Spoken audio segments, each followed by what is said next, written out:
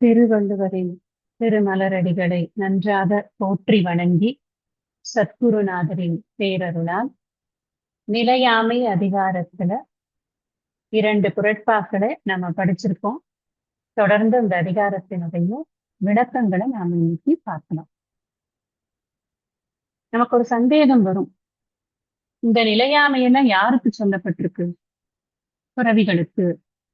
இவ்வளவு ஸ்ட்ரிக்டா நம்மளால இந்த உலகத்தோட நிலையாமையை பார்க்க முடியுமா? நாம வாழ்க்கையில இந்த வாழ்க்கையில இருந்து கொண்டு இந்த நிலையாமையை நம்மளால பார்க்க முடியுமா? அப்ப நம்ம அதை பார்க்க முடியலைன்னா நாம எப்படி இதை ஃபாலோ பண்றது? இது இந்த அதிகாரத்துக்கு மட்டுமல்ல, கொல்லாமை போன்ற அதிகாரங்களுக்கு கூட இது மாதிரி வரும். நம்ம தெரிஞ்சோ தெரியாமலோ சின்ன சின்ன உயிர்களுக்கு நாம செய்யக்கூடிய ஹிம்சைகள், தெரிஞ்சே கூட சம்டைம்ஸ் நம்மளை பாதுகாத்துக் கொள்வதற்காக நாம செய்யக்கூடிய ஹிம்சைகள், இதெல்லாம் எந்த இடத்துல நம்ம ஆஹ் இதை எப்படி நம்ம சார்ட் அவுட் பண்றது? இதெல்லாம் பண்ணவே கூடாதுன்னு சொல்றாரு, ஆனா நம்ம பண்றோமே அப்படின்ற ஒரு எண்ணங்கள் நமக்கு மனசுக்குள்ள ஒரு ஓட்டமானது இருந்து கொண்டேதான் இருக்கு. பொதுவாக இதுக்கெல்லாம் என்ன தீர்வு சொல்லப்படுகிறது அருளாளர்கள் மத்தியில் அப்படின்னு நம்ம பார்க்க போனோம்னா, துறவிகள் 100% ஃபாலோ பண்ணணும், நாம 100% முயற்சி பண்ணணும். நாம அப்படின்னு நான் சொல்றது, இல்லற வாழ்வில் இருந்து கொண்டு துறவு மனப்பான்மையில் இருக்கும் பொழுது கூட நம்மளால இல்லற வாழ்வில் இருக்கிற காரணத்தினால், இந்த வாழ்க்கை முறையில் இருக்கிற காரணத்தினால சில சமயம் 100% நம்மளால ஃபாலோ பண்ண முடியாம போயிடும். வேணும்னு நம்ம போய் எதுவும் பண்ண மாட்டோம். ஆனா அது நம்மளுடைய இயலாமையின் காரணமாக, சில விஷயங்களை ஏற்றுக்கொள்ள முடியாத காரணங்களால, பயம் சில சமயத்துல இருக்கும், அதனால ஒரு காரணத்தினால, ஏதோ ஒரு காரணம், இந்த இல்வாழ்க்கையில் இருக்கக்கூடிய காரணத்தினால ஏற்படக்கூடிய சில உணர்வுகள் உணர்ச்சிகள் இருக்கிற போது நம்மளால முழுமையாக கடைபிடிக்க முடியல அப்படிங்கிறது இருக்கும். அதுக்காக நாம சோர்ந்து போய்விடக்கூடாது. 100% முயற்சி பண்ணணும். இதை நாம காம்ப்ரமைஸே கிடையாது. இந்த விஷயத்தில் கட்டாயம் முயற்சி பண்ணித்தான் ஆகணும் அப்படிங்கிறது அருளாளர்களுடைய வாக்காக இருக்கிறது. அதனால இப்ப முக்கியமா இந்த நிலையாமை பற்றி படிக்கும் பொழுது சில விஷயங்களை நாம பற்றோடு செய்கிறோமோ அல்லது பற்றில்லாமல் கடமைக்காக செய்கிறோமோ, ஆனால் செய்துதான் ஆக வேண்டியிருக்கிறது. முக்கியமா நீங்க பார்த்தோம்னா, பணம் சம்பாதிக்காம எப்படி இல்வாழ்க்கையில இருக்க முடியும்?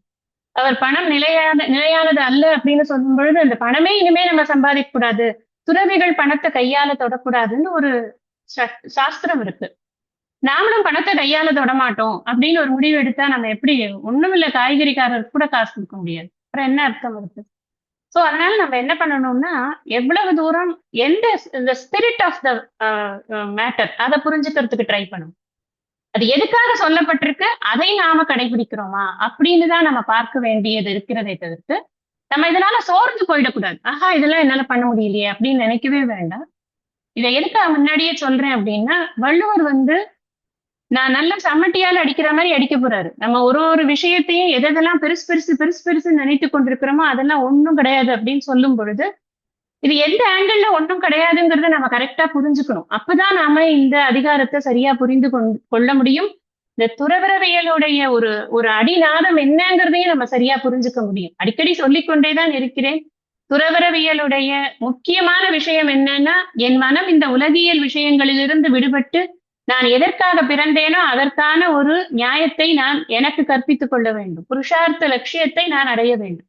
அறம், பொருள், இன்பம், வீடு. அந்த வீடு பேரு அப்படிங்கிறதுக்காகத்தான் இந்த துறவரவியலுடைய இத்தனை ஒழுக்கங்களையும் அவர் 9 விதமான விரதங்களை அவர் சொன்னதுக்கு காரணம் என்ன அப்படின்னா, அதையெல்லாம் கடைபிடித்தால்தான் இந்த வாழ்க்கையினுடைய ஒரு நிலையாமையானது நமக்கு புரியும்.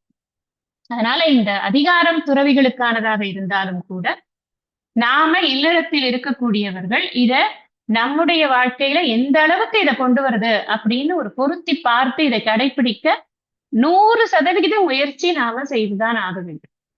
நம்ம சாதாரணமா நீங்க யோசிச்சு பாருங்க, ஏதாவது ஒண்ணு நிலையா இருக்கா அப்படின்னு நம்ம இப்போ ஒரு டிராவல் எல்லாம் பண்றோம்னு வச்சுக்கோங்களேன். எங்கேயாவது போய்கொண்டு இருக்கும் பொழுது இது எனக்கு அடிக்கடி வரும் மனசுல.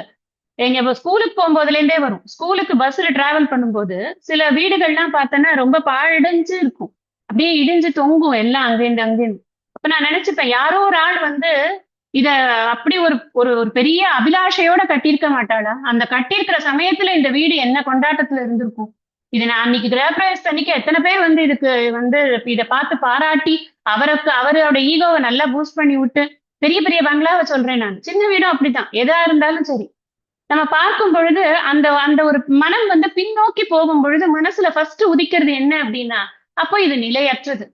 இந்த நிலையற்ற ஒரு விஷயத்துக்காக அன்னைக்கு ஒரு ஆளு எவ்வளவோ கஷ்டப்பட்டிருப்பாரு. எத்தனையோ பேர்கிட்ட போய் எத்தனையோ சமாதானங்கள் மனசுல இது பண்ணி ஒரு காம்ப்ரமைஸ்ல இந்த பணத்தை சம்பாதிச்சு இந்த வீட்டை கட்டியிருப்பாங்க. இப்படி எல்லாம் மனசு சிந்தனை பண்ணும். நான் எதுக்கு சொல்றேன் அப்படின்னா, இந்த சிந்தனைகள் நமக்கு அதிகமாக இந்த உலகத்தின் நிலையாமையை நன்றாக வேரூன்றச் செய்கிறது. அதனாலதான் அப்பதான் நம்மளால வந்து நான் யாருங்கிற கேள்விக்குள்ள நன்றாக தீவிரமாக பயணம் பண்ண முடியும். ஏங்க நீங்க பஸ்ல போகும்போது உங்களுக்கு நல்ல காட்சியே கிடைக்காதா? ஏதாவது ஆயிடுந்த பில்டிங் தான் பார்த்துட்டு போவீங்களா? அப்படின்னு கேட்கக்கூடாது. ஏதோ நம்ம கண்ணுல படுறது நம்ம புத்தியிலயும் அதான் வருது. அது அது அது ஏதோ ஒரு விசேஷமா இருக்கிற ஒரு புத்தின்னு நினைச்சுக்க வேண்டியதுதான்.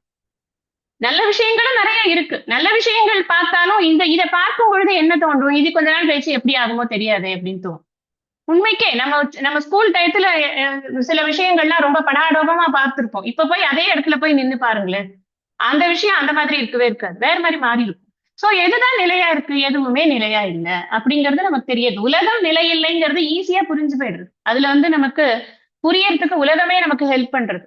பலவிதமான இத காமிச்சு காமிச்சு நமக்கு உலகமே நமக்கு ஹெல்ப் பண்ண ஆரம்பிச்சிருது. அதனால நமக்கு பிரச்சனை கிடையாது. உலகம் நிலை இல்லைங்கிறத புரிஞ்சுக்கிறது கொஞ்சம் ரிலேட்டிவ்லி கம்மி தான் பிரச்சனை.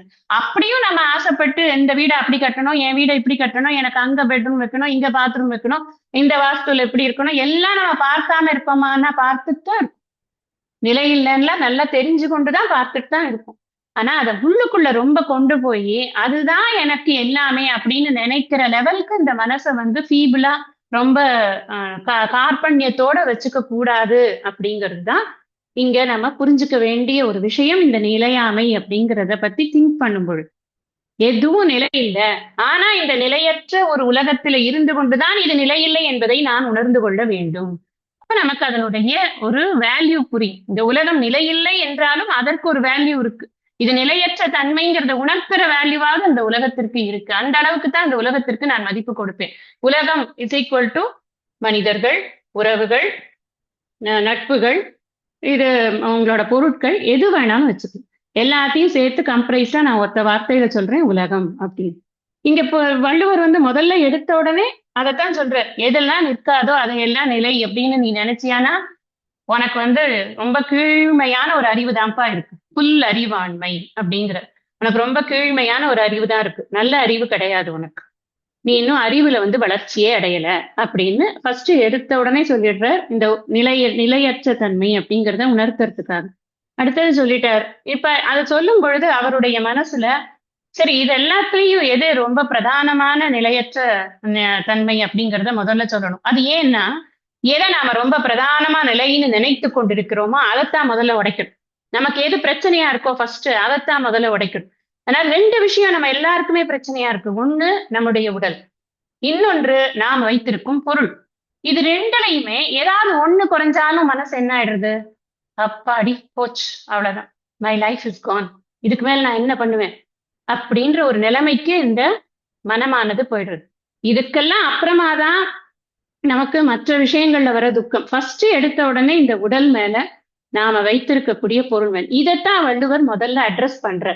அதுலயும் உடலுக்கு முன்னாடி முதல்ல பொருளை கொண்டு வந்துடுற. இந்த உடல் தான் நிலையானது அப்படின்னு நினைச்சு ஏகப்பட்ட தபஸெல்லாம் பண்ணி பகவான் கிட்ட நிறைய வரத்தை வாங்கி இந்த உடலை வைத்துக் கொண்டே நல்லவர்களை எல்லாம் துன்புறுத்திய அசுரர்களுடைய கதையெல்லாம் நமக்கு நன்னா தெரியும். அப்ப இந்த உடல் நிலை அல்ல அப்படிங்கறத அவர்கள் உணர்ந்திருந்தார்கள்னா, உடல் நிலை அல்லன்னு உணர்ந்திருந்த ரிஷிகள்லாம் வந்து தபஸ் பண்ணி பகவான்கிட்ட வரம் வாங்கி யாண்டும் இப்பொழுது வரைக்கும் நமக்கு அனுகிரகம் பண்ணி கொண்டிருக்கக்கூடிய ரிஷிகளாக இருக்கிறார்கள் நம்ம பார்க்கிறோம். இந்த அசுரர்களை நினைச்சாலே நமக்கு பகீருங்கிறது. இந்த உடல் நிலையானது அப்படின்னு அவர்கள் நினைத்ததுனாலதான் என்ன விட்டா ஆள் கிடையாது, இந்த உடம்பு போகக்கூடாது, என்ன காத்தால கொல்லக்கூடாது, சாயந்தரம் கொல்லக்கூடாது, மத்தியானம் கொல்லக்கூடாது, வீட்டு உள்ள கொல்லக்கூடாது, வீட்டுக்கு வெளியில கொல்லக்கூடாது, மிருகம் கொல்லக்கூடாது, மனுஷன் கொல்லக்கூடாது, எவ்வளோ கண்டிஷன்ஸ் போட்டா அந்த ஹிரண்யகசிபு கடைசியில கொன்னாச்சே. பகவான் வந்து எல்லா கண்டிஷன்ஸையும் அக்செப்ட் பண்ணிட்டு ஒரு வரத்தையும் கொடுத்துருவாரு. அவர் பெரிய சாது, அவர் ரொம்ப ரொம்ப சாமர்த்தியமான ஆள். எல்லா கண்டிஷன்ஸையும் அக்செப்ட் பண்ணி இந்த வச்சுக்கோன்னு கொடுத்துருவார். அவன் தன்னுடைய இயற்கையான அறிவில்லாத தனத்தினால எங்க சொல்ற வள்ளுவர் அதை பத்தி முதல் குறள்லே சொல்லிடுறார். அவனோட புல் அறிவு, அல்பமான அறிவு இருக்கு அவனுக்கு. அதை வச்சுட்டு அவன் ஒரு வரத்தை கேட்கிறான். பேரறிவன், பரிவாளன், இவர் வந்து வால் அறிவன். அவருக்கு என்ன தெரியாதா? விட்டான் பாரு ஏதோ ஒரு பாயிண்ட. நான் எனக்கு என்ன இதுல இருந்து உள்ள பூந்து நான் அந்த வக்கீல்லாம் வந்து இதுல ஒரு சட்டத்தில் ஓட்டையை தேடுகிறோம் அப்படின்னு அந்த மாதிரி அவர் ஒரு ஓட்டையை தேடி அவர் ஒரு நரசிம்ம அவதாரமா வந்து இந்த புத்தி கிழிச்சு நகத்தாலேயே கொண்டு போய் முடிஞ்சு போயிடுது, அவ்வளவுதான். சோ வால் அறிவனிடம் நாம் ஒரு சிற்றறிவாக நாம பெரிய ஆளா ஆக முடியாது அப்படிங்கறது அறிவு கூட இல்லை அவனுக்கு. அதைத்தான் புல்லறிவுங்கிறது. நீ இல்ல நில்லாதனவற்றை நிலைன்னு நினைச்சியானாக்கா அதுதான் புல்லறிவு.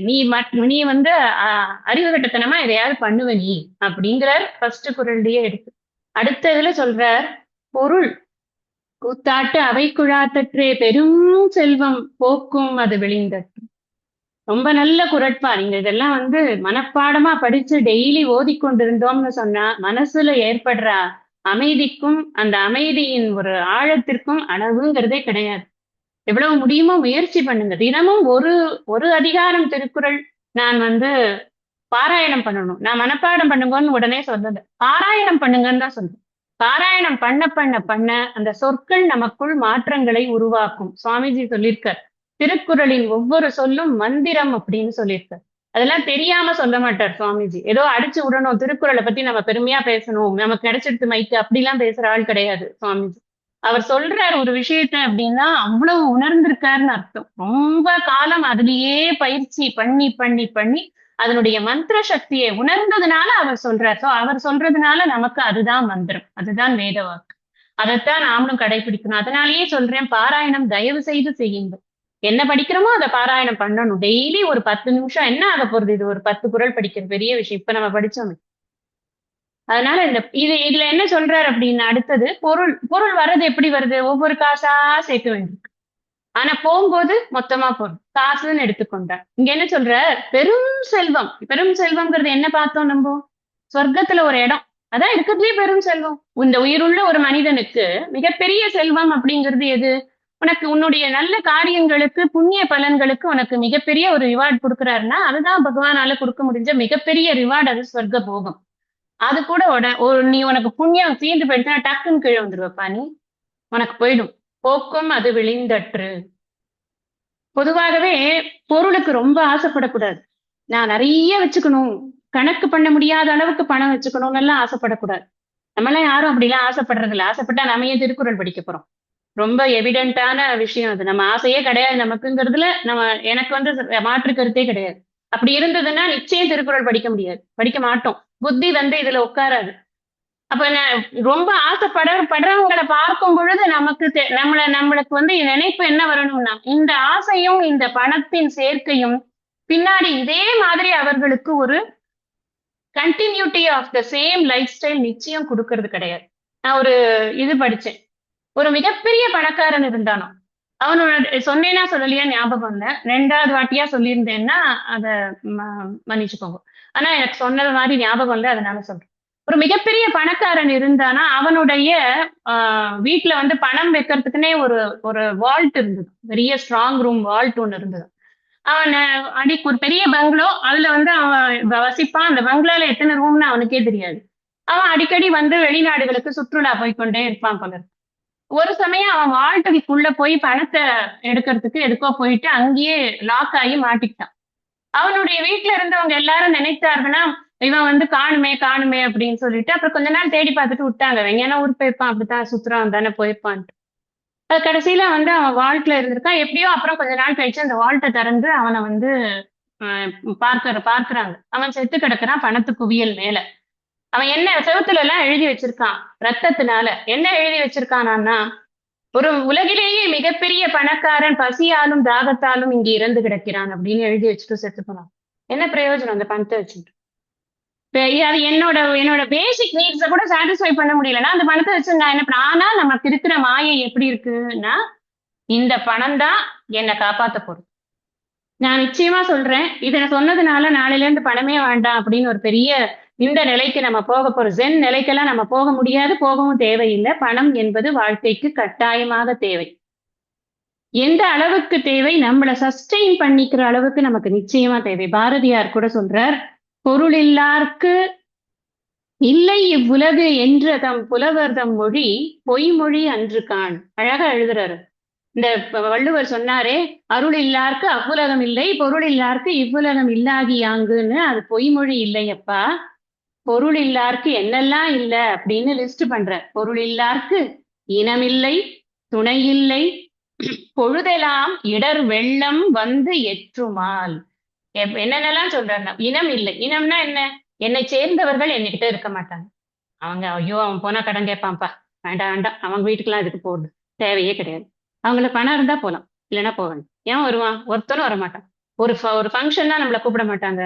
ஒரு ஒரு ஒரு சேர்ந்து ஒரு விஷயம் செய்யணும்னா நம்மளை சேர்த்துக்க மாட்டாங்க. இனம் இனம் அப்படிங்கிறது, மனித இனம் அப்படிங்கிறது நம்மளோட கூட பிறந்தவங்கள்ல இருந்து ஆரம்பிச்சு நீங்க யாரை வேணா லிஸ்ட் போட்டுக்கோங்க, அதெல்லாம் சத்தியம், உண்மை. அப்படித்தான் இருப்பாங்க. பொருள் இல்லைன்னா யாரும் நம்மளை சேர்த்துக்க மாட்டாங்க. இது எல்லாருடைய வாழ்க்கையிலும் ஏதாவது ஒரு காலகட்டத்தில் நாம் இதை அனுபவித்தே வந்திருப்போம். அதுல யாருக்கும் மாற்று கருத்தே இருக்க முடியாது. இனம் இல்லை. பாரதியாருக்கு இருந்தது. அதனாலதான் பணங்காசு இல்லாத சமயத்துல அவரை யாருமே மதிக்கல. அவர்கிட்ட இருந்த ஒரு வித்தைக்கு அளவே இல்லை. ஆனா அவரை யாருமே மதிக்கவே இல்லை. ஏன்னா பணம் இல்லை. அவர் பணம் இல்ல. அது அது மட்டும் இல்ல, யார்கிட்டயாவது பழகினா அவர் ஏதாவது பைசா கேட்டுடுவாரோன்ற பயத்துல யாருமே அவர்கிட்ட வந்து பழகத்துக்கும் பயப்பட்டாங்க. அது மட்டும் இல்ல, அரசாங்கத்திலிருந்து த்ரெட் இருந்தது. அதெல்லாம் வேற. ஆனா அவர் உணர்ந்து எழுதுறாரு, இனம் இல்லை, துணை இல்லை. யாராவது ஒரு பிரச்சனைனா எவனும் வரமாட்டான் துணைக்கு. ஏன்னா நம்ம பிரச்சனை எதுல வரும்? நம்ம வாழ்க்கையில பிரச்சனையே பணத்தினாலதான் பிரச்சனை வரும். பணத்துக்காக தான் பிரச்சனை வரும். அந்த பணத்துக்காக நம்ம வந்து கேட்டு போறோம், கடன் கேட்டு போறோம் அப்படின்னு யாருமே நமக்கு துணைக்கு வர மாட்டாங்க. எந்த ப்ராப்ளம் வந்தாலும் நமக்கு துணைக்கு வர மாட்டாங்க. ஆனா ஒண்ணு மட்டும் எப்பவுமே இருக்கும், பொழுதெல்லாம் இடர் வெள்ளம் வந்து எற்றுமான். எவ்வளவு சொல்றாரு பாருங்க, வெள்ளமா வருமா அப்படியே நமக்கு பிரச்சனை வந்து போ போரிங்கா இருக்குமா. அப்படித்தானே இருக்கும். ஸ்கூல் ஃபீஸ் கட்டணும், யூனிஃபார்ம் வாங்கணும், குழந்தைகளுக்கு மற்ற குழந்தைகளுக்கு ஏத்த மாதிரி ஷூ சாக்ஸ் எல்லாமே வாங்கணும்.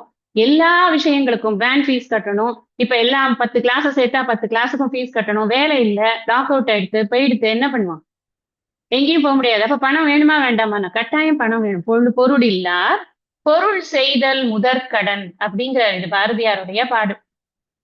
இது நீ பொருள் இல்லாதவன் பொருளை செய்துதான் ஆக வேண்டும். அப்ப என்னத்துக்குங்க இவ்வளவு சொல்றாரு வள்ளுவர்?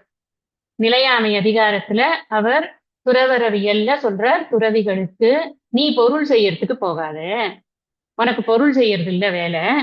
உனக்கு ஒருவேளை பொருள் வந்து தன்னால வந்ததுனாலும் அது கூட்டாட்டு அவை குழாத்தற்றே வேக வேகமா வந்தா கொஞ்சம் கொஞ்சமா உனக்கு வந்து சேர்ந்தாலும் நீ ஏதாவது ஒரு ப்ராஜெக்ட் எடுத்துட்டியானா அது மொத்தமா போகும்.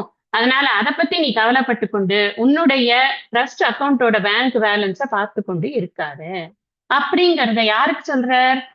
ஒரு துறவிக்கு சொல்றார். சோ இதை நாம அப்ளை பண்ணணும் அப்படின்னு சொன்னா, இல்லற வாசிகளுக்கு நமக்கு நமக்கு வரக்கூடிய பணம் வந்து கொண்டு இருக்கிறது, செலவுகள் அதற்கு தகுந்தபடி இருந்து கொண்டிருக்கிறது. இந்த பணம் மட்டும்தான் என்ன காப்பாத்த போறது அப்படிங்கிற எண்ணத்தை வைத்துக் கொள்வதை நாம விடணும். நமக்கு முக்கியம் அதுதான். பணம் என்பது it is not a source of security. இதை நம்ம நல்லா புரிஞ்சுக்கணும். ஆனா அது தேவையான தேவை. இப்ப தேவை வேற, செக்யூரிட்டி வேற. தேவைன்னா அது இருக்கு, எனக்கு சாதம் வேணும், சாப்பிடணும். நான் சாதம் தான் எனக்கு செக்யூரிட்டி ஆனா கிடையாது. எனக்கு பணம் வேணும், இந்த இந்த அரிசியை வாங்குறதுக்கு எனக்கு பணம் வேணும். ஆனா இந்த பணம் என்னால சம்பாதிக்க முடியாத சமயத்துல அதுக்குதான் என்ன சொல்றதுன்னா, நம்மளுடைய செக்யூரிட்டியா இந்த உலகியல் விஷயங்களை வச்சுக்காம இறைவனிடம் இறைவனையே நம்மளோட செக்யூரிட்டியா மாற்றிக்கொண்டோம் அப்படின்னு சொன்னா, இங்க இருந்து அப்படியே ஒரு பேரடிம் ஷிஃப்ட் எடுக்கிறோம். அங்க கொண்டு போய் அவன் கிட்ட வைக்கிறோம், எல்லாம் உன் காலில் போடுறேன் நான், நீ எனக்கு வேணுங்கிறத செய்யணும் அப்படின்னு. அப்ப என்னுடைய வேலையை என்னன்னு செய்வேன்? இறைவனை அறிதல், என்னை அறிதல், இந்த உலகை அறிதல். நான் சாஸ்திரத்தை படிக்கிறது ஒன்னையே என்னோட வேலையா வைத்துக் கொண்டிருப்பேன். அப்போ இறைவன் என்ன சொல்றார்? நான் உன்னோட யோகக்ஷேமம் வகாமியகம் அழகா சொல்றாரு. நீ அப்ப எப்ப நான் யோகக்ஷேமம் வகாமியகம் அனன்யா சிந்தையந்தோ மாம், சும்மாலாம் இல்ல, நீ பாட்டுக்கு எல்லாம் வேலை பண்ணிட்டு உட்காந்துருப்ப, நீ ஜாலியா வந்து டெய்லி ஒரு பப்புக்கு போவ. நான் வந்து உனக்கு யோகக்ஷேமம் வகாமியகம் எப்படி பண்ண முடியும்? You have a reason. நீ எப்பவும் என்னையே நினைத்து கொண்டிருந்தா என்றால் உன்னை காத்து உன்னுடைய பொருள் சேர்க்கையும் அதை காப்பாற்றுவதும் செய்ய வேண்டியது என்னுடைய வேலை. யோகம் க்ஷேமம். யோகம் தான் சேர்த்தல், க்ஷேமம் என்றால் காத்தல். நீ சேர்க்க வேண்டிய பொருளும் அதை காக்க வேண்டியதும் கொடுக்க வேண்டியது என்னுடைய கடமை. இத பகவான் சொல்றார், நம்ம நம்பணும். அதுதான் இல்லறத்தாருக்கு பொருள் பொருள் செயல் வகையில இல்லறத்தாருக்கு முக்கியமா தெரிஞ்சுக்குது. பின்னாடி ஒரு பெரிய அதிகாரமே இருக்கு. நம்ம இறைவன் திருவருள் போட்டு விட்டால் நாம அதெல்லாம் படிக்கலாம். ஆனா நாம புரிஞ்சுக்க வேண்டியது என்னன்னா, பொருள் தான் என்னுடைய செக்யூரிட்டி, சோர்ஸ் ஆஃப் செக்யூரிட்டின்னு நம்ம நினைக்க கூடாது. இருந்தா இருக்கு, இல்லைன்னா இல்ல. இருக்கிறத என்ஜாய் பண்ணணும். இல்லையா இல்லைங்கிறத புரிந்து கொண்டு நம்ம பாட்டுக்கு அடுத்த வேலையை பார்க்கணும். இதுதான் பொருளை பற்றிய நம்முடைய கண்ணோட்டமாக இருக்க வேண்டும். அப்பொழுதுதான் நம்முடைய மனம் சாஸ்திரத்துல நிற்கும் அப்படிங்கிறத புரிஞ்சுக்கணும். இங்க 333வது குறள்ல என்ன சொல்ற, இதுவும் பொருளை பத்தி தான் சொல்ற. என்ன சொல்றார் பார்க்கலாம். அற்கா இயல்பிற்று செல்வம் அது பெற்றால் அற்குப அங்கே செயல். நீங்க இதுல பார்த்திருப்போம் நம்ம ஈகையில இந்த பொருள் வைப்புழி அப்படின்னு சொன்னார் ஒண்ணு. என்ன அர்த்தம்? நம்ம நிறைய புண்ணியங்கள் பண்ணினோம் சொன்னா அதுதான் நம்ம பொருளை பிக்சட் டெபாசிட்ல வைக்கிறதுக்கான ஒரு வழி அப்படின்னு. இங்க என்ன சொல்றார், செல்வம் அற்கா இயல்பெற்ற, அற்கான்னு சொன்னா நிலையில்லாத அப்படின்னு அர்த்தம். நிலையில்லாத தன்மையை கொண்டது. செல்வம் நிலையில்லாத தன்மையை கொண்டது. நிறைய விஷயத்த அது சம்பந்தமா நம்ம பார்த்திருக்கோம், எப்படி நிலையற்ற தன்மைங்கிறது இருக்கு அப்படின்னு. அது பெற்றால், அந்த மாதிரி ஒரு செல்வம் உனக்கு பெருசா வந்துடுது அப்படின்னா என்ன பண்ணுவ, ஆங்கே அற்புத செயல். அதை நீ என்ன பண்ணு, நிலைத்த பயனை தரக்கூடியவாறு ஒரு புண்ணிய செயல்களை நீ செய்துவிடு, அறத்தை செய் அப்படிங்கிறது. நம்ம இதுல பார்க்கிறோம், அபிராமி அந்த அதுல கூட சொல்லுவார், ஐயன் அளந்த ஒரு நாடி நெல்லை கொண்டு 32 அறங்களை செய்து காண்பித்தாள் காமாட்சி அப்படின்னு படிச்சிருக்கோம் நம்ம. 32 அறங்கள்ங்கிறது ஒரு பெரிய விஷயம். அது ஒரு செக்டார் ஆஃப் த என்ன சொல்றது, ஒரு ஹியூமன் பீயிங்ஸ் எடுத்துட்டோம்னு வச்சுக்கோங்களேன். ஒரு வேலை நம்ம பண்றவங்களுக்கும், ஒரு உழவனுக்குன்னா உழவனுக்கு, இது வேலை பண்றவங்களுக்குன்னா லேபர்ஸ்னா லேபர்ஸ்க்கு, படிக்கிறவங்கன்னா படிக்க, இப்படி ஒரு செக்டாருக்கும் ஒவ்வொரு விதமான அறங்களை செய்து அம்பாள் எல்லாரையும் காத்து கொண்டிருக்கிறாள் அப்படிங்கிறதாக அந்த பாடல்ல. அதுக்கு எதுக்கு சொல்றேன் அப்படின்னா, அப்படி தேவையானது இந்த சமூகத்தில் இருக்கிறது. இப்ப நாம என்ன சொல்றோம், இந்த துறவு மனப்பான்மையில் இருக்கக்கூடியவரோ அல்லது துறவியோ எதற்காக அவருக்கு செல்வம், அவர் செல்வத்தை வச்சுக்கொண்டு என்ன பண்ணுவார் அப்படின்னா, லோக சங்கிரகத்துக்காக அவர் சில காரியங்களை செய்ய வேண்டும். அதனால அவருக்கு அவர் காரியம் செஞ்சா அந்த ஆங்கிள் தான் செய்யணும். அவருக்கு சிகீர்ஷு லோக சங்கிரக அப்படின்னு நம்ம பார்த்தோம் இதுல டீடைல். இப்ப அந்த உலக நன்மைக்காக செய்யக்கூடிய காரியங்கள் அறத்திற்கான காரியங்களாக இருக்கும். ஒரு கோவில் கட்டுறது, 4 பேர் வருவாங்க, கோவில் கட்டுறது ஒரு அறமாங்க அப்படின்னா. எதுக்காக அன்றைக்கு இருந்த ராஜாக்கள் எல்லாம் அவ்வளவு கோவில் கட்டினார்கள்? நீங்க இதுல பாருங்க, இப்ப நேத்தி கூட கங்கை கொண்ட சோழபுரத்தை பத்தி அப்படி எல்லா மீடியாலையும் சொல்லிக் கொண்டிருக்கிறாங்க. அது என்னத்துக்காக அந்த கோயில் கட்டினார்? ஒரு வெற்றியின் சின்னம். நாம இப்ப இருந்த வெற்றியின் சின்னம்னு என்ன பண்ணுவோம், சும்மா ஒரு சூவியை நடுவோம், இல்லைன்னா ஏதாவது ஒண்ணுத்த ஒரு இது வைக்கிறேன் அதை வைக்கிறேன்னு ஏதோ ஒண்ணு பண்ணும். ஆனா அவர் என்ன பண்ணிருக்காரு, கோவில் கட்டுறாரு. கோவில் எதுக்காக கட்டுறாரு? அது ஒரு அறம். ஒரு கோவில்ங்கிறது அந்த காலத்துல இட் வாஸ் அன் இன்ஸ்டிடியூஷன். அந்த இடத்துல எத்தனையோ அறச்செயல்களுக்கு வித்து அது. அந்த ஒரு சுவாமி இருக்காரு மட்டும் நம்ம நினைக்க கூடாது. அந்த சுவாமியை முன்னிட்டு அங்க ஏகப்பட்ட விஷயங்கள் நடக்கும். எத்தனையோ பேருக்கான ஒரு சாப்பாடு அங்க சமைக்கப்படும். அப்புறம் 8 பூ கட்டுறவங்களுக்கு எத்தனையோ பேருக்கு வேலை கிடைக்கும். பூ வயல் வச்சு கொண்டிருக்கிறவர்களுடைய பூக்களுக்கு அங்க நல்ல மார்க்கெட் கிடைக்கும். நீங்க யோசிச்சு பாருங்க, இது மாதிரி நிறைய விஷயங்கள் இருக்கு. ஒரு கோவில் எடுத்துக்கொண்டா அந்த கோவிலுக்குள்ள நடக்க சும்மா எழுதி பாருங்க, ஒரு கோவில் இஸ் ஈக்குவல் இதுக்குள்ள எவ்வளவு வேலைகள் இருக்கு. அது அத்தனை வேலைகளுக்கு அவன் வித்திட்டு இருக்கிறான். ஒரு வெற்றியை கொண்டாடும் பொழுது ஒரு கோவில் ஒரு அறம் செய்யறதுன்னா என்ன, அதுக்காக சொல்றேன் இந்த அறம்ங்கிறது. அதனால அவன் ஒரு துறவிக்கு கோவில் கட்டுறார் துறவி அப்படின்னு சொன்னா எது கட்டுவார்? நிறைய மக்கள் அங்க தன்னுடைய மன அமைதிக்காக நிறைய பிரார்த்தனைகள் செய்து அந்த தெய்வத்திடம் முறையிட்டு அவர்கள் மனதை சாந்தப்படுத்தி கொண்டு செல்வார்கள். அறம், புண்ணியம். அப்படி நிறைய பேருடைய மனம் சாந்தி ஆகிறது. அப்ப நீ உன்கிட்ட நிறைய பைசா இருந்ததுன்னா நீ என்ன பண்ணணும்னா, அது நிறைய பேருக்கு நல்லது வர மாதிரியான ஒரு விஷயத்துல நீ பயன்மரம் உள்ளூர் பழுத்தற்றே நம்ம நயனுடையான் கண்படின் அப்படின்னு நம்ம இதுல பார்த்தோம் இல்லையா, ஒப்புர வரிதல்ல பார்த்திருக்கோம். நமக்கு ஒரு நம்ம கிட்ட ஒரு நல்ல நிறைய செல்வம் இருக்கு அப்படின்னா அதை எவ்வளவு தூரம் நம்ம நிறைய பேருக்கு பயன்படுற மாதிரி அதை கொடுக்க முடியுமோ, ஒரு அறச்செயலை செய்ய முடியுமோ அதை செய்யும். துறவியை பொறுத்தின வரைக்கும் செல்வம் வரத்துக்கு அவருக்கு பை நேச்சர் வழி கிடையாது. அவரா ஏதோ ஒரு இன்ஸ்டிடியூஷன் வச்சிருந்து அதனால ட்ரஸ்டுக்கு பணம் வந்ததுனாதான். அப்படி வரக்கூடிய பணத்தை நீ தாம் தூம்னு செலவு பண்ணிவிடாத. நீ என்ன பண்ணணும் அப்படின்னா, நீ நிறைய அறச்செயல்களை உன்னுடைய முன்னிட்டு உன்னுடைய ஏற்பாட்டால நிறைய செல்வம் இது ஏற்பாடு நடக்கணும் அப்படிங்கிற. அதனாலதான் அற்குப ஆங்கே செயல். எப்படி வரும்னா டொனேஷன்ஸ் வழியா தான் வரும். அதே நமக்கு இல்லறத்தாருக்கு நமக்கு நிறைய செல்வம் வந்துடுத்து அப்படின்னா, ஏதோ பூர்வ புண்ணியம், யாரோ பித்ரார்ஜிய சொத்து வந்துடுத்து அப்படின்னா, உனக்கு நிறைய பணம் வந்தாச்சு, நமக்கு எல்லாம் சாட்டிஸ்ஃபைடு, நிறைய இருக்கு, எல்லாருக்கும் செய்ய வேண்டியதெல்லாம் செஞ்சாச்சு, என்ன பண்ணுவேன்னா குடு. யாருக்காவது வேணுங்கிறவங்களுக்கு அதுக்கு தகுந்த மாதிரியான ஒரு அறக்கட்டளைகள் ஏதாவது நிறுவி அதுல சேவைகள் செய்வதற்கான பணத்தை கொடு அப்படிங்கிறது தான் நாம எடுத்துக்கணும். யாரா இருந்தாலும் இது அப்ளை ஆகும். நம்ம பணம் எனக்கே என்னுடைய பசங்களுக்கே எனக்கேன்னு எல்லாருக்கும் சேர்த்து சேர்த்து வச்ச ஆளெல்லாம் இப்ப எங்க இருக்காங்க? அவங்களும் இல்ல, அவங்க பணமும் இல்ல. நம்ம என்ன புரிஞ்சுக்கணும் அப்படின்னா, இந்த உலகத்துல அப்படி சேர்த்து வைத்தவர்கள் நிலையாக இருக்கிறார்களா? ஒன்றுமே வேண்டாம், என் கர்மனா பிரஜையா தியாக இணைக்க அமிர்தத்துவம் ஆனசுகு அப்படின்னு நம்ம சொல்லி வாழ்த்தி ஒரு துறவியை வரவேற்கிறோம். ஒரு இடத்துலயும் நம்ம இந்த பூர்ண கும்ப மரியாதை கொடுக்கும் பொழுது என்ன சொல்றாங்கன்னா, இதைத்தான் சொல்றாங்க. இதுதான் சந்நியாச மந்திரம் அப்படின்னு சொல்றாங்க. இந்த மந்திரத்தை சொல்லும் பொழுதே இதெல்லாம் விட்டுட்டு வந்தவனுக்குத்தான் மரியாதைங்கிறது நமக்கு தெரியறதா இல்லையா? எல்லாம் வைத்துக் கொண்டு இருக்கிறவனுக்கு மரியாதை கொடுப்பதை விட அது அவன் வாழ்கின்ற காலத்தில் அவன்கிட்ட காரியமாகணுமேன்னு மரியாதை கிடைக்கும். அவனே இல்லைனாலும் மரியாதை எப்ப கிடைக்கும்னா, அவன் வைத்துக் கொண்டிருக்கிற பணத்தை சரியான அறச்செயல்களுக்கு அவன் கொடுத்தான் அப்படின்னாதான் அவனுக்கு அந்த மரியாதை கிடைக்கும். இப்பவும் நாம இந்த இதுல அண்ணாமலை யூனிவர்சிட்டியை நம்ம பெருசா சொல்றோம். ஏன் சொல்றோம்? ஏன்னா அதுக்கு அந்த இடத்தை தானம் கொடுத்தவர், அந்த இதை ஆரம்பிச்சவர், இன்னும் அவர்களுடைய பெயர்கள் நிக்கிறதா இல்லையா? ஒரு கல்வி சாலைகளையும் யோசிச்சு பாருங்க. கல்விக்காக எவ்வளவோ தானங்கள் கொடுத்த மகான்கள்லாம் இந்த உலகத்துல இருந்திருக்காங்க, நம்ம நாட்டுல இருந்திருக்காங்க. இதுதான் நாம புரிஞ்சுக்க வேண்டியது. நமக்கு பணம் நிலையானது அல்ல. அப்படி ஒருவேளை வந்துடுது அப்படின்னு சொன்னா அதை நாம என்ன பண்றது அப்படின்னா, அதை நல்ல ஒரு அறத்திற்கான ஒரு செயல்கள் செய்வதற்காக அதை செய்யணும், கொடுத்துடணும் அப்படிங்கிறது. செல்வம் நிறைய வரும் பொழுது என்ன ஆகும், மனசு அது மேல ஒரு பற்று இருக்கு, நம்ம மைண்டுக்கு ஆட்டோமேட்டிக்கா டெவலப் ஆகும். வந்திருக்கா, நிறைய வந்திருக்கு, அப்பா ஓகே சந்தோஷமா இருக்கு, இன்னும் கொஞ்சம் வந்திருக்கா, இந்த மாசம் வந்திருக்கா, இதுவும் வந்திருக்கா, எல்லா இடத்துல இருந்து எனக்கு பணம் வருது. பணம் வர வர வர வர நமக்கு நெஞ்சு இப்படி நிமிந்து அந்த படத்துல காட்டுவானே அந்த மாதிரி கொஞ்சம் கொஞ்சமா பெண்ட் ஆகி இருக்கிற நெஞ்சு இப்படி நிமிந்து இருக்க கூடாது. நமக்கு அதுக்காக பணம் வரல. அது எப்போன்னா, நமக்கு அதுதான் நம்மளோட செக்யூரிட்டி அப்படின்னு நினைக்கிற போது பணம் வந்தா பெரிய விஷயமா தெரியும். பணம்ங்கிறது வாழ்க்கைக்கு அடிப்படையான விஷயங்களை நாம் பெறுவதற்கான ஒரு வழி அப்படின்னு மாத்திரம் அதை புரிந்து கொள்வது ரொம்ப முக்கியம்.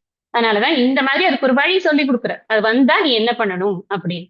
அடுத்தது இனிமே சொல்ல போறது, உடல் நிலையாமையை பற்றி நன்றாக புரிந்து கொள்ளணும் அந்த ஒரு துறவி அப்படிங்கிறதுக்காக அடுத்த குறட்பாவை சொல்றார். 334வது குறட்பா. நாளென ஒன்று போல் காட்டி உயிர் ஈரும் வாழ் அது உணர்வார் பெறின். ரொம்ப அழகான குறட்பா இது. நீங்க எல்லாத்தையும் அப்படிதான் சொல்லுவீங்க அப்படின்னு நினைப்பீங்க. பட் என்ன பண்றது, அவர் எல்லாத்தையுமே அழகழகா எழுதி வச்சா. நாள் என அப்படின்னா, நாள் என்பது ஒன்று போல் காட்டி. ஒன்று போல் காட்டி அப்படின்னா ஒரு கால அளவானதாக அதை காட்டி. காலம் அப்படிங்கிறது என்ன பண்றது, காலம்ங்கிறது ஒரு அளவு உண்டா அப்படின்னா நம்ம முன்னாடியே பார்த்தோம். எல்லையற்ற காலத்தை நிகழ்வுகளை கொண்டு எல்லைப்படுத்துகின்றோம் அப்படின்னு பார்த்தோம். முதல்ல முகவரியில சொன்னேன்னு நினைக்கிறேன். காலம் எல்லையற்றது. இந்த காலம் என்ன பண்றது அப்படின்னு சொன்னா, சூரியன் உதிக்கிறது, அப்புறம் நண்பகலுக்கு உச்சிக்கு போடுறது, அப்புறம் மாலையில் அது அந்தி சாய்கிறது, அதுக்கப்புறம் சந்திரன் உதிக்கிறது, அப்புறம் சந்திரன் உச்சிக்கு போறது, சந்திரன் சாய்கிறது, திருப்பி சூரியன் உதிக்கிறது. இப்ப நீங்க பாருங்க, ஒரு ஒரு ஒரு காம்பஸ் எடுத்து ஒரு ரவுண்டு போடுங்க, ஒரு ஆர்க்கா போட்டு பாருங்க, என்ன ஆறுது? இது ஒன்னொன்றும் ஒரு பகுதி மாதிரி தெரியுது இல்லையா? ஒன்னொன்றும் ஒரு பகுதி மாதிரி இருக்கு. இந்த பகுதி அப்படிங்கிறது, இந்த காலமானது இப்படி பகுதி பகுதியா இந்த சூரியன் உதிப்பதையும் சந்திரன் உதிப்பதையும் வைத்து கொண்டு இந்த கால அளவுகள், சீசன்ஸ் எல்லாத்தையும் வைத்துக்கொண்டு இது ஒரு காலம், இது ஒரு காலம் என்று பிரிக்கிறது. அப்படி பிரிப்பதில் நாள் என்பதும் ஒரு காலம். இந்த நாளுங்கிறது 24 மணி நேரங்கள் அப்படிங்கறத ஒரு காலம் அப்படின்னு இந்த காலமானது நாள் அப்படிங்கறத ஒரு ஒரு ஒரு காலம் என்பது ஒரு ஒரு அளவீடாக பிரிக்கிறது. இந்த பிரிச்சிருக்கே இதை வச்சு என்ன பண்ண போறது அது? இந்த ஒவ்வொரு நாளும் அப்படின்னா இந்த காலம் காலம் இந்த இடத்துல காலம்னா இந்த நாள் தான் ஒரு காலம்னு வச்சுக்கோங்களேன். உயிர் ஈரும் வாழ் அப்படின்னு சொல்றாரு. உயிர் ஈரும் வாழ்னா என்ன? ஈரும்னா அறுக்கும்னு அர்த்தம். உயிரை வந்து அறுக்குதான் இந்த உடல்ல இருக்கக்கூடிய உயிரை அறுக்கிறதுனால உடலை அறுக்கிறதுன்னு புரிஞ்சுக்கணும். இந்த உடல் என்ன ஆறுது? ஒவ்வொரு நாளும் மாற்றங்களை சந்தித்துக் கொண்டு இருக்கிறது. இன்னைக்கு பேசிக் கொண்டிருக்கிறோம். நல்லா பேச முடியறது, நல்லா இருக்கு, தொண்டையில எல்லாம் கண்ணெல்லாம் தெரியறது, காதெல்லாம் கேட்கறது, கை காலெல்லாம் அசையிறது. காத்தால தெரியாதே என்ன ஆகும்? அது இருக்கிறதுலயே பெரிய மிரக்கல் என்னன்னா, தினம் பார்த்தால கண்ணு விழிக்கிறதே கண்ணு தெரியறது. அப்புறம் நான் யாருங்கிறதும், நான் எந்த இடத்துல இருக்கேங்கிறதும் எனக்கு புலப்படுறது. இது பெரிய மிரக்கல் இல்லையா? நம்ம என்னமோ வந்து எனக்கு சாமி அந்த மிரக்கல் பண்ணல, இந்த மிரக்கல் பண்ணல, அவனுக்கு மட்டும் இது கொடுத்தாரு, செயின் கொடுத்தாரு, அவனுக்கு வந்து மோதிரத்தை கொடுத்தாரு, அவனுக்கு வந்து பிரேஸ்லெட் கொடுத்தாருன்ட்டு நமக்கு பாருங்க அல்பம் மாதிரி இந்த செயின், பிரேஸ்லெட், மோதிரம் இதுதான் நமக்கு ரொம்ப முக்கியம். நமக்கு இருக்கக்கூடிய ஐம்பொறிகளும் வேலை பண்றதே அதுக்கு வந்து நல்ல அனுகிரகம் பண்ணிருக்காருன்னு நம்ம நினைக்கவே மாட்டோம். ஒரு நாள் கூட நினைச்சதே கிடையாது யாரும். ஏன்னா மனசு வந்து எங்க இருக்குன்னா போக பொருட்கள் வெளியில தான் உட்கார்ந்துருக்கு. அது எனக்கு கிடைச்சதுன்னு சொல்லலாம்ல. நான் எனக்கு கண்ணு தெரியும்னு சொல்ல முடியுமா? அதான் எல்லாருக்கும் தெரியறதேம்பாங்க. தெரியாதவன்கிட்ட போய் எனக்கு கண்ணு தெரியும்னு சொல்லும்போதுதான் கண்ணு தெரியறது ஒரு பெரிய விஷயம் அப்படிங்கிறது நமக்கே ஃபர்ஸ்ட் புலப்படும். அப்படிங்கிற போது இது என்ன பண்றது அப்படின்னா, இந்த உயிர் ஈரும் அப்படின்னா இந்த உடலை கொஞ்சம் கொஞ்சமாக அறுக்கிறதாம். இதுக்கு ஒரு உதாரணம் என்ன சொல்றாங்க?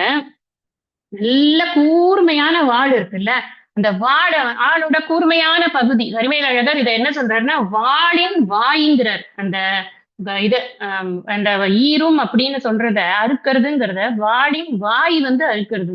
வாய்னா என்ன அர்த்தம்னா அந்த வாழ்வோட கூர்மையான பகுதி, இந்த வெட்டுற பகுதி இருக்கு இல்லையா, அது இவ்வளவு பெருசு இருக்கும் வாழ்னா அதுல இந்த ஒன் ஒன் போர்ஷன் தான் வெட்டும். அந்த இடத்துல ஒரு வாழைப்பழத்தையோ இல்ல ஒரு ஏதோ ஒரு பழத்தையோ நைஸா இருக்கிற ஒரு பழத்தையோ வச்சோம்னா அது கொஞ்சம் கொஞ்சமா உள்ள போய் வெட்டுமா இல்லையா? அந்த மாதிரி இந்த நாடு தானா நகர நகர நகர நம்முடைய உடலை கொஞ்சம் கொஞ்சமாக தேய்த்து கொண்டே வருகிறது. ஒரு நாள் ஃபுல்லா வெட்டிவிடும். இத உணர்வார் பெரின் போட்டார், அவ்வளவுதான்.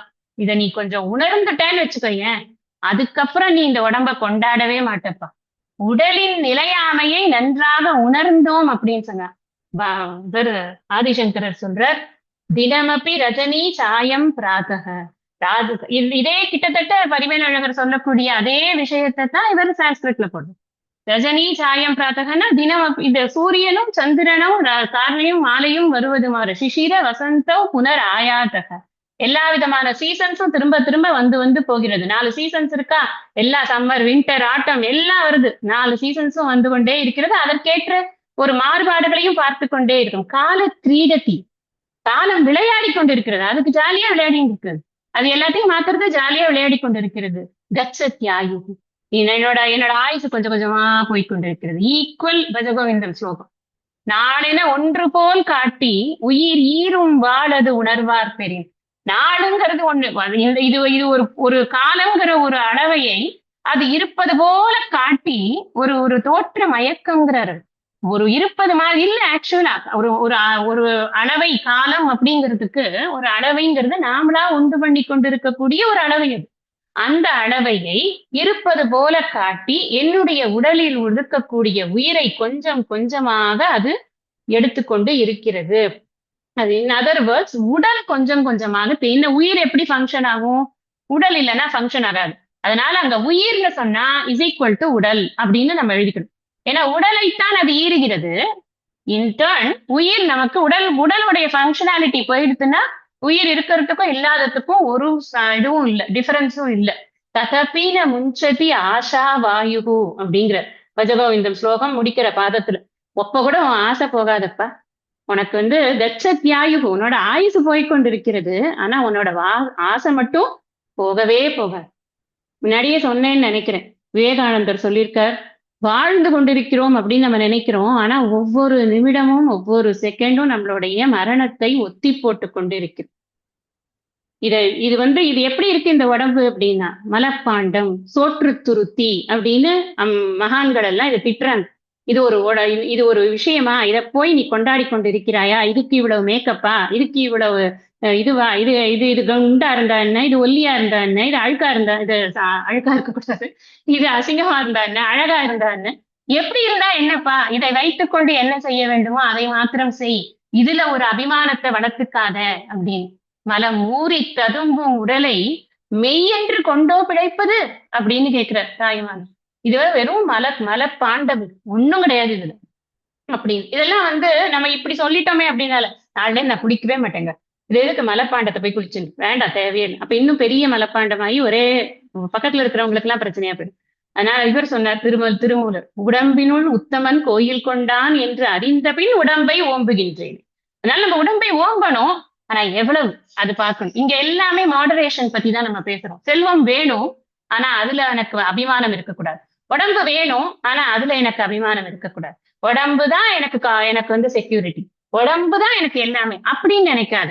இந்த உடம்பு தேவை, எதற்கு தேவையோ அதற்கு மாத்திரம்தான் அதை யூஸ் பண்ணிக்கணும். உன்னோட ஈகோவை பூஸ்ட் பண்றதுக்கு இந்த உடம்பை யூஸ் பண்ணிக்காது. ஏன்னா கிருஷ்ணர் சொல்லியிருக்கார், வாசாம்சி ஜீர்ணானி யதா விஹாய நவானி கிருண்ணாதி நரோபராணி ததா சரீராய விஹாய ஜீர்ணானி அந்யானி சம்யாதி நவானி.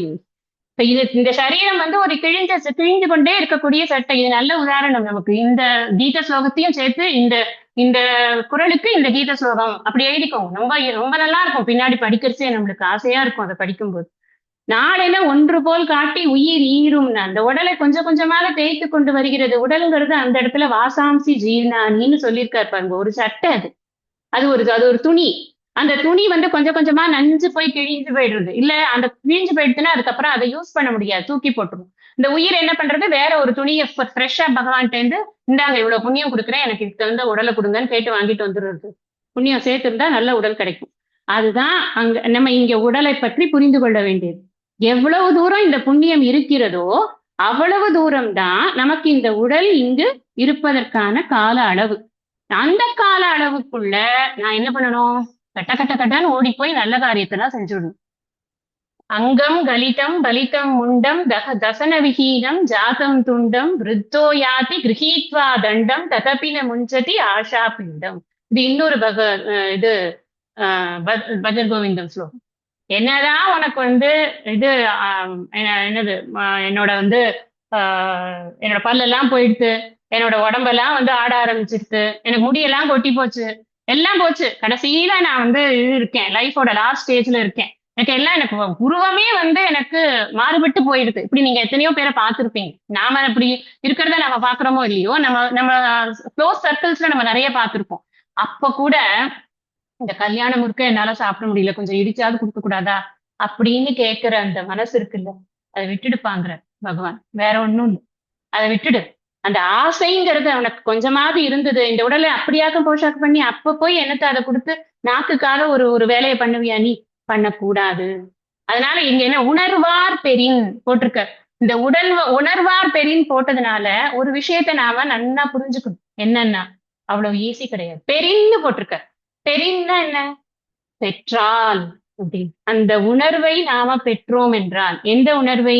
இது ஒவ்வொரு நாளும் தேய்ந்து கொண்டிருக்கிறது, இதை வைத்துக் கொண்டு சத்காரியங்கள் தான் செய்ய வேண்டும், நாம ஏதாவது தப்பான விஷயங்கள்ல மனசை போக விடக்கூடாது என்ற ஒரு நல்ல உணர்வை பெறுபவர்கள் அதை புரிந்து கொள்வார்கள். இல்லைன்னா புரிந்து கொள்ள முடியாது.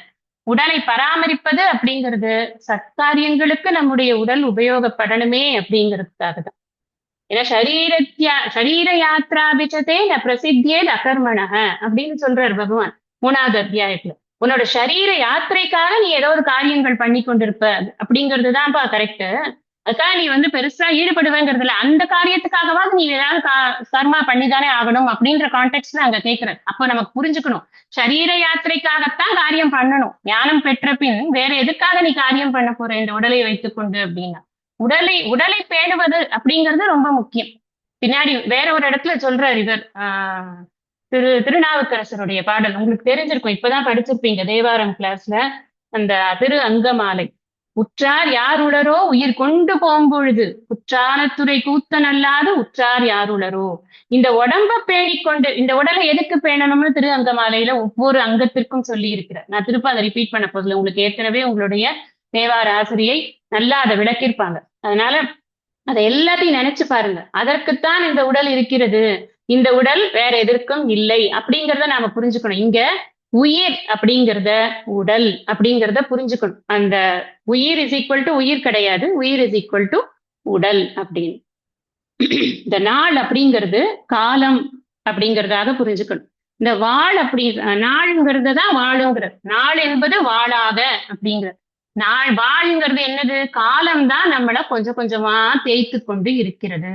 கொஞ்சம் கொஞ்சமா அந்த எல்லையற்ற காலமானது நம்முடைய உடலை கொஞ்சம் கொஞ்சமாக தேய்த்து கொண்டிருக்கிறது. காலம்ங்கிறதுக்கு ஒரு உருவம் கொடுக்க முடியாது. உருவமில்லாத அந்த காலத்திற்கு நாம கற்பனையாக பல பெயர்களை சூட்டி அதை நாம அழைத்து கொண்டு இருக்கிறோம். நம்ம இந்த கற்பனைக்குள்ளேயே பெரும் கற்பனை நாம பண்ணி வச்சிருக்கிற கற்பனை தான். மாயைக்குள்ள ஒரு பெரிய மாயை. அதுக்கு கூட ஒரு மதிப்பு கொடுத்து நம்ம அதை எப்படி ஹேண்டில் பண்ணணும் அப்படிங்கிறத சொல்லி கொடுக்கிறார் வள்ளுவர்.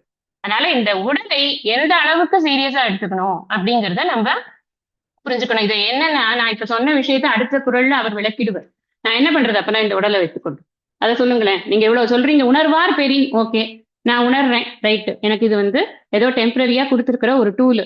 இந்த டூலை வைத்துக்கொண்டு நான் இந்த உலகத்துல வாழணும். எனக்கு இதெல்லாம் புரியுது. அப்ப இதை வச்சு நான் என்ன பண்ணணும் அதை சொல்லுங்க. அப்போ நான் கேள்வியே வரக்கூடாது ஆக்சுவலா பார்க்க போனா. ஏன்னா இந்த தவம் சாரி இதுல இருந்து அருள் உடைமையிலிருந்து கொல்லாமை வரைக்கும் அவர் சொன்ன இந்த விரதங்கள் எதை உத்தேசிச்சுன்னு ஒரு ஸ்டூடெண்ட் நல்லா புரிஞ்சுட்டாருன்னா, இதை எதற்காக என்றால் நம்முடைய புருஷார்த்தத்தை அடைவதற்காகத்தான். அதுதான் ஆன்சரா இருக்கணும். ஆனாலும் இங்க வள்ளுவர் அதுக்கு ஒரு ஆன்சரை கொடுக்கிறார். நமக்கு என்ன ஆன்சர் கொடுக்கிறார் பார்க்கலாம். நாச்செற்று விக்குள் மேல் வாராமுன் நல்வினை மேற்சென்று செய்யப்படும். நீங்க பாருங்க, இந்த குறளுக்கும் 333க்கும் ஒரு ஒப்புமை இருக்கு. என்ன ஒப்புமை இருக்கு? அற்கா இயல்பிற்று செல்வம், அது பெற்றால் அற்குவ ஆங்கே செயல். உனக்கு நிலையற்றதுதான் செல்வம். ஒருவேளை அப்படி ஒரு செல்வத்தை நீ பெற்றுவிட்டாய் என்றால் நீ அதை நிலைத்த தன்மையுடைய புண்ணியத்திற்கு செலவு பண்ணு அப்படின்னு சொன்னாரா? இப்ப சொல்றார், நாச்செற்று விக்குள் மேல் வாரா முன். உனக்கு உடல் கிடைச்சிருக்கிறதே ஒரு பெரிய விஷயம். அதை முன்னாடி இதுல பார்த்துட்டோம். நாளென ஒன்று போல் காட்டி உயிர் ஈரும், கொஞ்சம் கொஞ்சமா அழிந்து கொண்டு இருக்கக்கூடிய உன்னுடைய உடல். இந்த உடல் உயிர் ஈரும்னு சொல்ற போது மொத்தமா போகிறதுக்கான ஒரு டேட் வரும். அந்த டேட்டை இப்ப விளக்குற அந்த டேட்டை இதெல்லாம் படிக்கச்சே இப்படிதான் சாவு இருக்குமா அப்படின்னு நமக்கு தோணும். தெரியாதே, எல்லாருக்குமே அனுபவம் இல்லைல்ல. நீங்க எப்படி செத்தீங்க அப்படின்னு நம்ம கேட்க முடியுமா?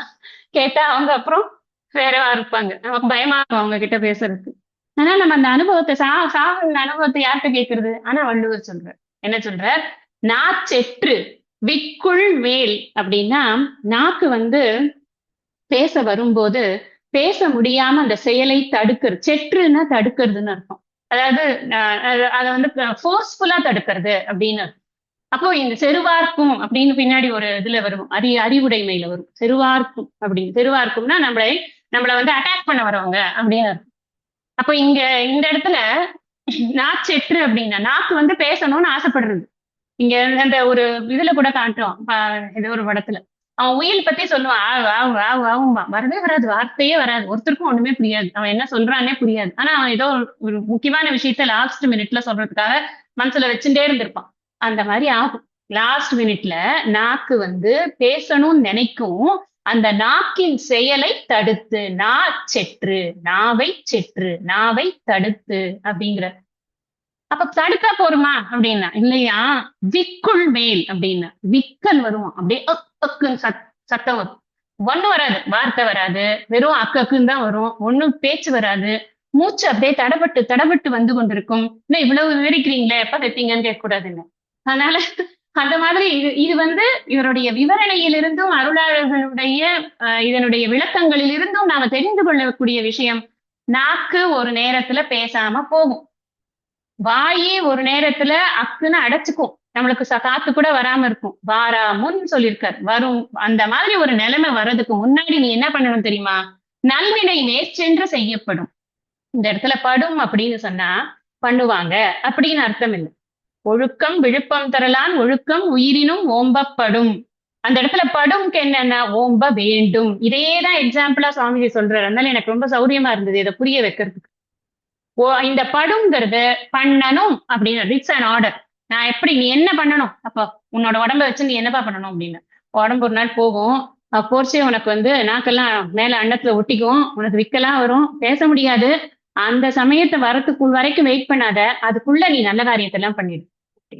இவர் பெரியாழ்வார் வந்து பாடினார்ல, அப்போதைக்கு இப்போதே சொல்லி வைத்தேன் அப்படின்னு. எய்ப்பு என்னை வந்து நலியும் போது அங்கு ஏதும் உன்னை நான் நினைக்க மாட்டேன், நான் நினைக்கவே மாட்டேன் உன்னை.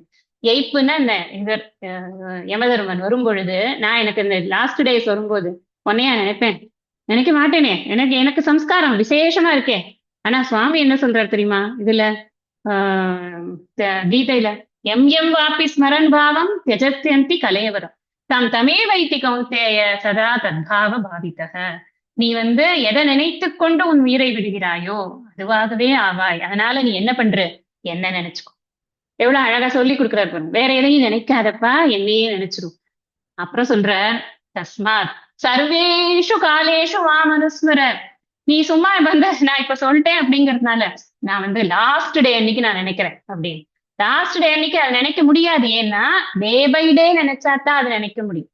அதனாலதான் இவர் சொல்றார் வாரா முன் அப்படின்னு.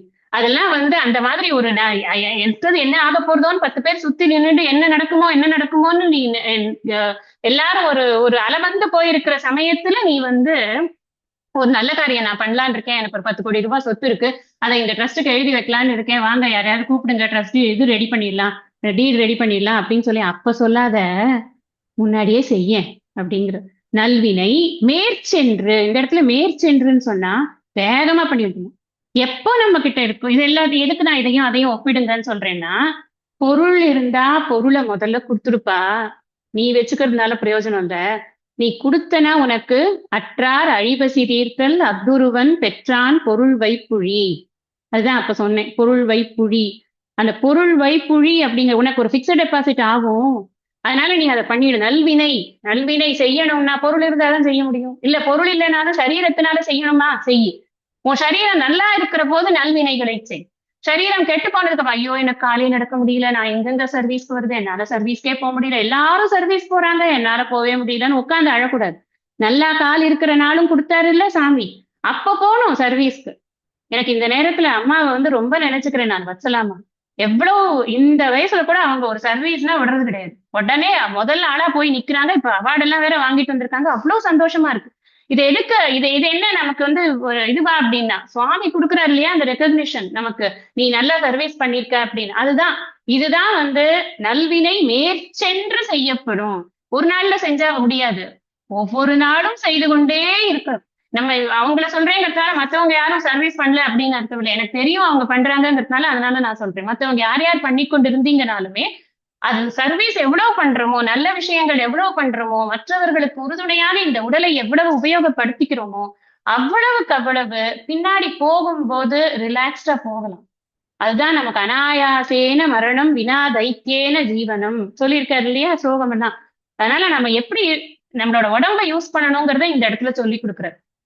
பாத்தூன் மரி இவனை பசி என்னும் தீப்பிணி தீண்டல் அரிது அப்படின்னு சொன்னார். இதுல இதெல்லாம் எங்க ஈகையில படிச்சிருக்கோம். அடுத்தவனுக்கு ஒரு ஒரு ஒரு கொடுத்துட்டு இவன் சாப்பிடுறான், பகிர்ந்து சாப்பிடுறான் அப்படின்னு சொல்லும் பொழுது அவனுக்கு ஒரு நாளும் பசி என்பது வரவே வராது அப்படின்னு. இதுல நம்மளுடைய புலன்கள் எல்லாம் நம்மளுடைய மரண சமயத்துல எல்லா புலன்களும் கொஞ்சம் கொஞ்சமா விட்ரா ஆக ஆரம்பிச்சு. அப்படி விட்ரா ஆகும்போது பொறி இந்த இது அழகா பாடுறார். யாரு, திருஞான சம்பந்தர் பாடுறார். இந்த பாட்டை கூட இவர் இலங்கை ஜெயராஜையா ஒரு இதுல கோட் பண்ணியிருந்தார். அது இந்த பாட்டு ரொம்ப நல்லா இருந்தது, அதுக்காக இதை சொல்றேன்.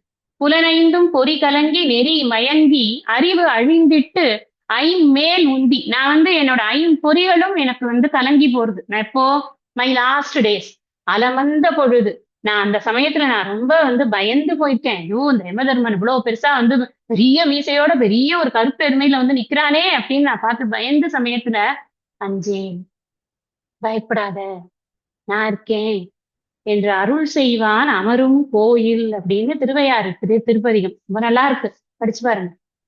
அப்படி வந்து அந்த நீங்க இதை யோசிச்சு பாருங்களேன். நம்ம லாஸ்ட் மினிட்ல இதெல்லாம் நான் வந்து சத்தியமா இது வந்து எக்ஸ்பீரியன்ஸ் பண்ணி ஒரு ஒரு வாழ்க்கையின் இறுதி கட்டத்தில் இருப்பவரோடு கூட இருந்து எக்ஸ்பீரியன்ஸ் பண்ணி இந்த இந்த இந்த ஒரு ஒரு விஷயத்த வந்து நடந்தது அப்படிங்கறத நான் சான்றாவே சொல்றேன். இறைவனுடைய கருணை என்பது நமக்கு இறைவனையே எப்பொழுதும் நினைத்துக் கொண்டிருப்பவர்களுக்கு நிச்சயமாக அந்த கடைசி நேரத்துல கிடைக்கும். ஆனா அதுக்கு என்ன பண்ணணும்ன்றான், என்ன பண்ணணும்ன்றாரு அவரு, நல்வினை மேற்சென்று செய்யப்படும்.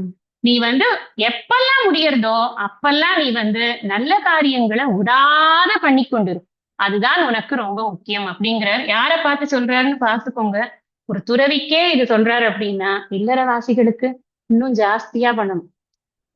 எவ்வளவு தூரத்துக்கு நம்மளால நம்மளுடைய பொருளாலும் உடலாலும் நாம் இந்த உலகத்திற்கு சேவை செய்ய முடியுமோ அவ்வளவு தூரத்திற்கு நம்முடைய சேவையானது செய்து கொண்டே இருக்க வேண்டும். ஏன்னா நம்ம கீதையில படிச்சிருக்கோம், உலகம் என்பது தனித்து இயங்கக்கூடிய ஒரு விஷயம் அல்ல. It is not a separate entity. இறைவன் தான் இந்த உலகமாக இருக்கிறார் அப்படிங்கிறது இங்கேயும் படிச்சிருக்கோம், கீதையிலையும் படிக்கிறோம். அதனால நீங்க புரிந்து கொள்ளுங்கள், இறைவனுக்கு சேவை செய்கிறேன் என்பது வேறு ஒன்றும் அல்ல. என் சக மனிதனுக்கு நான் செய்யும் சேவை இறைவனுக்கு செய்யும் சேவைதான். எல்லாமா மாணவ சேவா மாதவ சேவா அப்படிம்பார் சுவாமி. அதனால இதெல்லாம் நம்ம நல்ல மனதில் வைத்துக் கொள்ள வேண்டும். நிறைய கருத்துகள் இருக்கிறது. நிலையாமையை மனதில் வைத்துக் கொண்டு நிலைத்த இன்பத்தை, நிலைத்த புண்ணியத்தை எப்படி பெறுவது அப்படிங்கிற விஷயங்களுக்கு நமக்கு நல்ல ஒரு டிப்ஸ கொடுத்து கொண்டிருக்கிறார் வள்ளுவர். அதனால நாம தொடர்ந்து அடுத்த சத் சங்கத்துல இதற்கான மீதி குரட்பாக்களுக்கான விளக்கங்கள் எல்லாம் நாம படிக்கலாம். இன்னைக்கு இந்த அளவுல நாம இந்த சத் சங்கத்தை நிறைவு பண்ணிக்கலாம்.